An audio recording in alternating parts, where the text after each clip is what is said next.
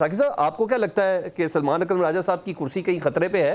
ये पीटीआई की दड़ेबंदियों की वजह से इतने संगीन इल्जाम आते हैं, फॉरवर्ड ब्लॉक, और अब तो फैसल बाडा साहब बहुत खुल खुल के कह रहे हैं। आपको क्या लग रहा है ग्राउंड पे, आप क्या देख रहे हैं जरा, कि महज कयासा रही है सिर्फ? पहली बात तो ये है कि ये 9 मई 2023 से लेकर अब तक और 8 फरवरी से पहले कई दफ़ा हम सुन चुके हैं कि ये पीटीआई जो है वो ख़त्म हो जाएगी, एक पॉलिटिकल पार्टी। तो एक चीज़ हमें बिल्कुल क्लियर समझनी चाहिए, मुस्लिम लीग नून के हवाले से भी ऐसी ही परसेप्शन थी, ऐसी ही राय थी, लोग यही कहते थे जब मियां नवाज शरीफ फैमिली जेलों में चली गई। पॉलिटिकल पार्टीज खत्म नहीं हुआ करती, ये मतलब तयशुदा है। लोग तब्दील हो जाते हैं, वो भी कुछ जो ओहदेदार हैं वो तब्दील होते रहते हैं, क्योंकि सिचुएशन क्रूशल है, कभी एक आ रहा है कभी दूसरा आ रहा है। तो इसमें भी आप देखें कि जो 9 मई 2023 से 8 फरवरी तक एक इनका दौर था, फिर 8 फरवरी से ऑनवर्ड अब तक, तो इसमें तब्दील होते रहे हैं, सेक्रेटरी जनरल तब्दील होते रहे हैं। सलमान अकरम राजा साहब आज अगर इख्तलाफात हैं, मामलात हैं, हो सकता है उनको तब्दील करके किसी और को लगा दिया जाए, या चेयरमैन ऑलरेडी जो है मौजूद हैं, या सेक्रेटरी इत्तलात तब्दील कर दिया जाए।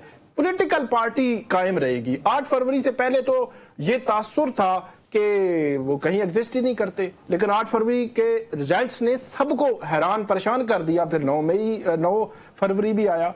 तो ये वो जो सिचुएशन है, मेरा ख्याल है कि सलमान अकरम राजा साहब एक बड़े सोबर किस्म के वकील हैं, लेकिन क्योंकि उन्होंने जो सियासत है, बाकायदा जो वकला की सियासत होती है, अगर वो भी उन्होंने की होती तो यकीनी तौर पर उसमें उनको बहुत कुछ उन्होंने देखा होता। अब भी वो अपने तौर पर अच्छे तरीके से चीजों को देख रहे हैं, लेकिन उसमें कोई तब्दीली आती है मेरे ख्याल में तो आप कहें कि बहुत बड़े पैमाने पर कुछ हो जाएगा। बाकी फॉरवर्ड ब्लॉक कोई कुछ चीज भी हो, अब देखें कि अप्रैल 2022 अदम एतमाद आ चुकी है, कुछ लोग चले गए, किस में उन्होंने जाके वोट किया अपनी हुकूमत के खिलाफ, अदम एतमाद कामयाब हो जाती है। वो लोग जब इलेक्शन में जाते हैं तो इलेक्शन में तो हार जाते हैं। तो यही पोजीशन है, अल्टीमेटली पार्टी ने कायम रहना है, बाकी लोगों का आना जाना, चीजें फॉरवर्ड ब्लॉक हल्के फुल्के की ये तो चलती ही रहती है मेरे ख्याल में। ठीक है साकिब, मैंने आज सुप्रीम कोर्ट में ना आज आईनी बेंच की कुछ गुफ्तगू पर भी बात करनी है, स्पेशली ये फौजी अदालतों के हवाले से, सिविलियंस के ट्रायल्स पर। मगर मैं उससे पहले बैरिस्टर मैं नईरी साहब आपसे ज़रा ये बात करना चाह रहा हूँ। सर, कहीं ना कहीं पीटीआई तज़ब्ज़ुब का शिकार है। सर, थोड़ी सी इसमें क्लैरिटी आपकी मौजूदगी में अगर मिल जाए तो समझ आ जाए। खान साहब कहते हैं मैंने किसी को मुज़ाकरात का टास्क नहीं दिया हुआ, और साथ ही कहते हैं मुल्क को कौम के लिए मुज़ाकरात भी करना चाहते हैं।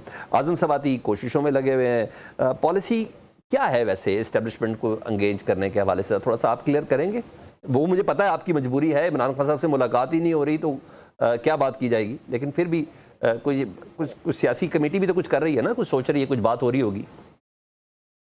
बैरिस्टर गौर की जो आखिरी मुलाकात हुई उसने जो कहने कन्वे किया, क्लैरिटी के साथ कन्वे किया कि मुज़ाकरात के दरवाजे कभी भी पीटीआई ने बंद नहीं किए, मुज़ाकरात के लिए ओपन है। मगर देखें प्रॉब्लम किधर आ रहा है, प्रॉब्लम है कि मुज़ाकरात का माहौल ही नहीं बनता। मतलब हम चाहे दरवाजे ओपन रखें, वो क्या रहा है, अगरवाला के बाहर क्या हो रहा है, नेशनल असेंबली का माहौल नेशनल असेंबली से एमएनए अगवा हो जाते हैं, इसके बाद में इंक्वायरी होती है, इंक्वायरी रिपोर्ट आती है, स्पीकर साहब को पता ही नहीं चलता कि बंदों को उठाया किसने। ये मतलब बहुत बड़ा मामला है। फिर देखें जुनैद अकबर एक तकरीर करते हैं फ्लोर ऑफ द हाउस पे, तो तकरीर नेशनल असेंबली से चोरी हो जाती है।